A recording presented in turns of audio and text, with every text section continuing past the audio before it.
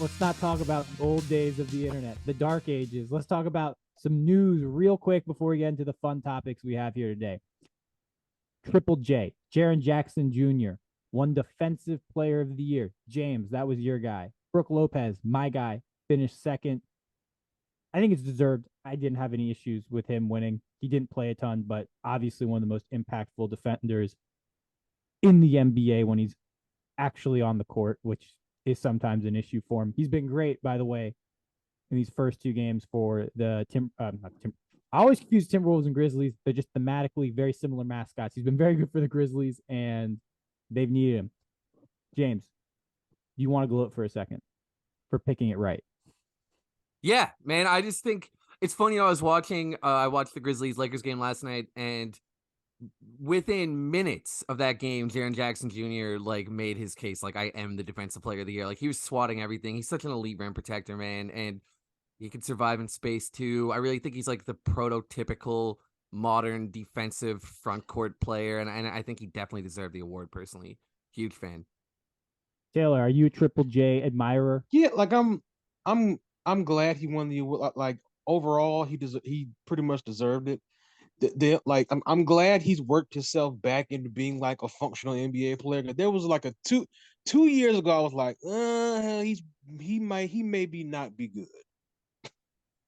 No, but he's rounded his game out. I wish he could rebound better, but we take what you can get. Yeah, I do think it's difficult. That's the next step for being the super elite defensive players is that they can defend the rim and get the defensive rebound, and that is such a hard skill set. But also the way Triple J tends to be deployed, kind of as that roaming free safety. I call them the God mode erasers. Pretty much. And when you play that style, just the way your momentum is taking you and the way you're gonna have to contest shots, it becomes really, really, really hard to be an elite rebounder.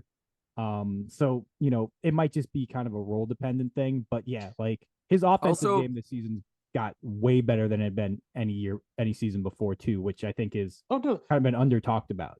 Man, definitely. I think he's rounded his offensive game out. He's doing that thing where you see where guys get it, where they start, I'm getting my shots. I'm not taking the shot. I'm taking my shots, and he takes a lot of his own, the shots that he wants to take, and are high percentage shots for him, and not just floating out 28 feet and just being content with that. You know what I mean? Yeah. All right. Triple J, congratulations. We will talk about you hopefully as the playoffs progress, because if not, that means your team got eliminated or you got hurt. And both those things I don't really want to see. Next bit of news, Mike Brown, and we won't talk on this long. Mike Brown, my uncle, not actually, but I like to say he is because there aren't that many Browns out there. He won Coach of the Year unanimously. He got 100 out of 100 first place votes. A first place vote is 5 points, so he got 500 points in Coach of the Year. First ever person to do that. First ever coach to do that. I think it's well deserved. I will say, I don't know if he deserved a unanimous Coach of the Year, mainly because I think Coach of the Year is such a murky. Here's where I disagree with you. He coaches the Kings. You got to give it to him. You have to give it to him. I mean, that seemed to be the voters' thinking as well. It was, he got the Kings to the playoffs. That deserves Coach of the Year, which I'm fine. It's for a narrative, if from a narrative standpoint, yes, 100 out of 100. From a schematic standpoint, I don't know, right? There's other coaches that probably deserved a first place vote from someone. I'm not saying he shouldn't have won it. I'm just saying, I'm amazed. But who though? Not to cut you off, but I generally I want to agree with you, because I almost feel principally nobody can be the unanimous anything in a sense. Surely must be somebody, but the field was kind of weak for this award, dude. The other teams that took leaps did not take the same kind of tremendous leap that the Kings did. He took a team took them to the 3rd seed, right? And the best offense in the NBA. So I think the best offensive rating in NBA history. Like I honestly, I kind of can't see how you'd vote for anybody else, even though I would almost always agree that an award could not rightfully be unanimous, you know? My, Look, I get my it. thing about it is, I think that the thing about Mike Brown is that it's not as much like a schematic thing. He did that thing that coaches do whenever you see like a unassuming team take a leap, it's always because a coach pushed the right buttons he needed to push. I don't think he changed anything schematically offensively. I think like what did he really do besides give De'Aaron Fox the uber confidence to go out there and be De'Aaron Fox? Because that's all he's done this year is just like be the best version of De'Aaron Fox. And that I is go 1,000 miles. Go ahead. My bad. Go ahead. well, I mean, the one thing that they do that's unique, but I don't know. I mean, like, and this is partially just about them adding Sabonis last season, is they Yeah. run a insane number of dribble handoffs, Oh yeah. and they're very good at it, and like that's basically that's incredibly unique for an NBA team, right? Like just NBA teams don't run that many dribble handoffs. Even they don't run that many dribble handoffs Right. as a percentage of their plays. So like like I think that would be the schematic thing that he's done that like you could say was a good decision, but at the same time, it's like if you have Domantas Sabonis and you're not running a bunch of dribble handoffs, Exactly. You you Yeah. like you like should be fired. yeah. I was about to say you're might gonna lose you're probably gonna lose your job. So yeah. Yeah, I mean he's kind of like the premier dribble handoff guy in the NBA right now, realistically, because Jokic prefers to attack from the top because he's a shooter, you know. So like Yeah. Jokic really initiates like a traditional point guard who happens to be 7'1", 270 pounds or whatever he is. Sabonis is like he's really that like high elbow passing hub Yeah. guy in the league. There's nobody else that really plays that styles that's a significant player right now.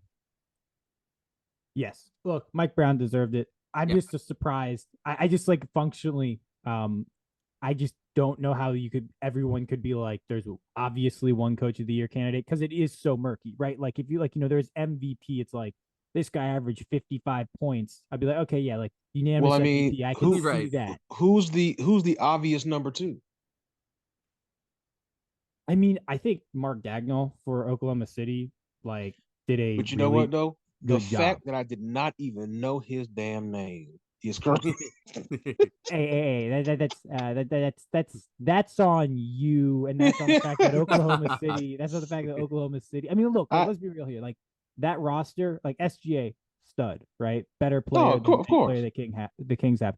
But like the rest of that roster, super young. They play Yeah. really good defense. All those guys got better. Like rookies got better, sophomores got better from the rookie season, and they didn't even have Chet Holmgren. Like I think No. I'm just thinking like there's got to be one fucking voter in Oklahoma who's like I'm giving him a first place vote, right? Like Yeah. that. Like that was kind of my thinking. It's not like there's like one person out there. It's like from New York's like nah, Tibbs got this team the third best I off. mean, nobody's voting for Tibbs. Nobody's voting for Tibbs. Tibbs would be one of the better candidates too, and No, still, like I I agree. refuse to ever give him any grace. I'm sorry. Like there's some concrete things in my NBA fandom that is to never give that muck it up offensive dude any damn grace whatsoever. Well, you know what? His team had the third best offense in the NBA, so he's mucking it up for buckets. But let's get off Coach of the Year because we got real important shit to get to, namely the Washington Wizards firing their general manager, Tommy Sheppard, because this is what the owner said, because missing the playoffs the last 2 seasons was disappointing for the organization and the fan base. I'm going to tell you this, it was not disappointing for the fan base. The fan base wants this team to miss the playoffs so badly, and they want them to miss the playoffs by way fucking more than they did. I'm gonna tell you that. We want this team to be missing the playoffs by a lot. We want this season to be over in fucking December. Okay? This team needs a rebuild. So that's some bullshit. Now, the organization might be disappointed about the team missing the playoffs these past 2 seasons. But realistically, I don't know what Tommy Sheppard was supposed to do. He inherited a team with Bradley Beal. If you're trying to make the playoffs, you retain Bradley Beal. He traded Spencer Dinwiddie or Spencer Dinwiddie and Davis Bertans to get Kristaps Porzingis. That trade has been amazing. There was the Russell Westbrook trade. Fantastic trade. Like, he's done some good things. Have they drafted as well as the fans would have liked? No. But you know what you don't get usually at, like, the 9th through 13th pick? Real NBA impact players. Like, that just usually doesn't happen. That's where they've usually been drafting, and it's why the fans want the team to tank.